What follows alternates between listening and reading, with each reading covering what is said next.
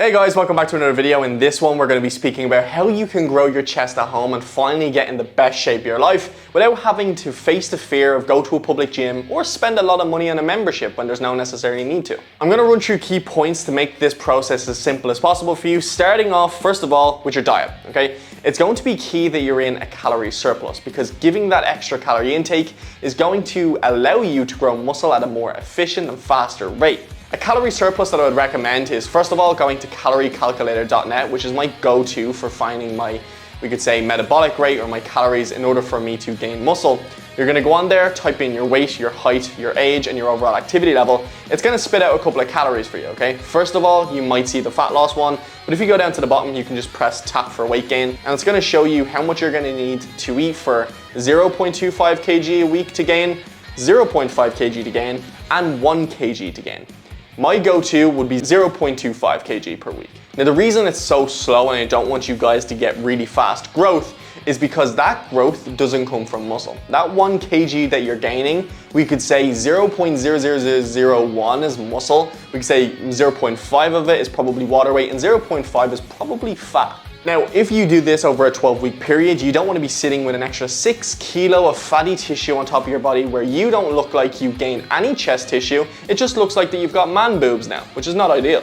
So the benefits of lean bulking is you're going to be able to do it for longer and more sustainable. You can stay in a lean bulk for years on end before you ever have to cut again. But it's about that slow increments of calories and slow increments of weight that allows you to stay lean whilst also giving you the ability to grow muscle at just as much of a faster rate as if you were to dirty bulk. Dirty bulking disadvantages is that, as I said, in 12 weeks time, you're going to be sitting with 6 kilo of fatty tissue on top of you. You're going to be extremely inconfident, okay? Because you're coming to this video to try to get a defined, nice looking chest, and you're going to be sitting there with your nipples touching your knees because you're so fat, okay?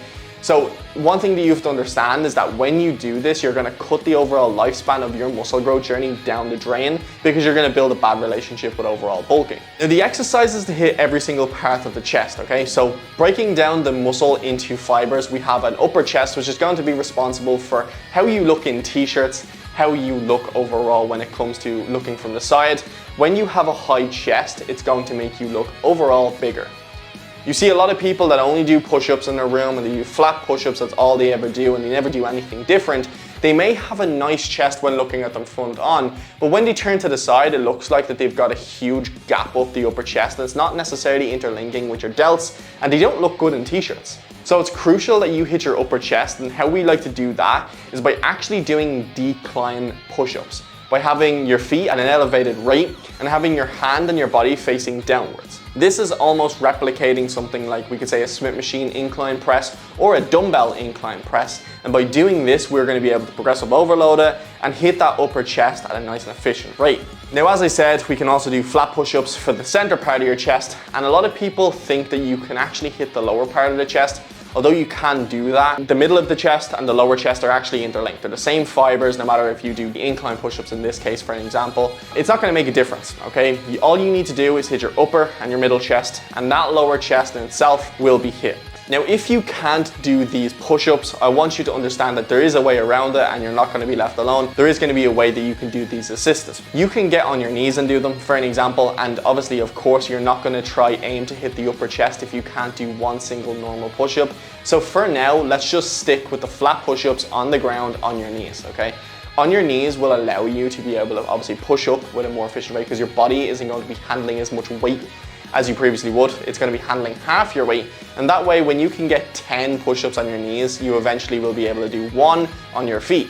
Now, how you can progressively overload this and make this more harder for yourself, if you could say you're an advanced, or we could say a bit more of an advanced beginner, you can actually add a backpack on your back. You can put books in it, you can put anything in it, quite frankly, that's going to be heavy. You can even put a loaf of bread and milk in there if you wanted to. You're not going to be stuck for weights, and anything that you put in that, we could say, backpack is going to be a progressive overload because you're lifting more weight, you're lifting more volume, and this is going to be a way to keep moving your journey further and get better results. Without doing this progressive overload, your body is eventually just going to catch on to it and you're going to stop receiving any type of growth. So it's really important that you constantly try to get better every single week. A good efficient rate for you to progressive overload would be to do either an extra rep per week, or it'd be either to increase the weight in your backpack per week. That's gonna fall in line with my next tip, which is track and record progress. And if you don't do this, you can throw all your gains out the window and you're never gonna receive them. And if you do, it's pure guesswork, okay? So if you wanna take control of your routine and really take your routine to the next level, it's important that you actually go through the effort of getting a notebook and you can track your workouts in it, okay? You can say Thursday, the 19th of April, I done 10 push-ups, okay? That way, the 19th of May, you're gonna aim to get 11 push-ups. You're gonna aim to get 12, or you're gonna always try and get better in some form of way every single week, every single month of every single year. You never wanna look back in 2023 and remember that you've always been doing 10 push-ups, because your muscles are not gonna respond to that. You're not giving it the volume that it needs in order to grow. That being said, that pretty much wraps up this video on how you can grow your chest at home. If you want more workout advice, I would definitely recommend dropping this page a subscribe by hitting up here. And you can also watch this video next, as I feel like it's a great suit for you. That being said, I will see you all in the next video.